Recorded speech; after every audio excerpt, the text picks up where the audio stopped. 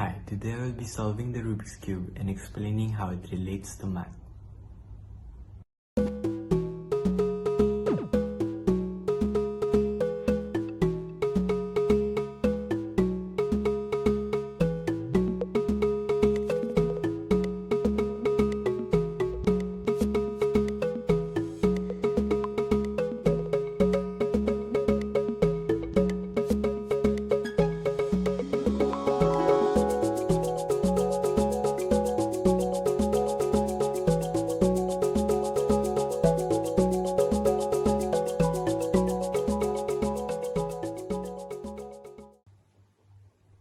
The Rubik's Cube, also known as the Magic Cube, is a three-dimensional combination puzzle invented in 1974 by Erna Rubik. How does it relate to math? The Rubik's Cube is a permutation group.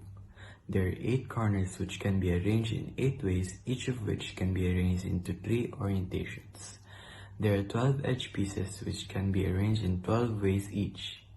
It has 43 quintillion permutations. A permutation tells us the number of ways we can arrange a set.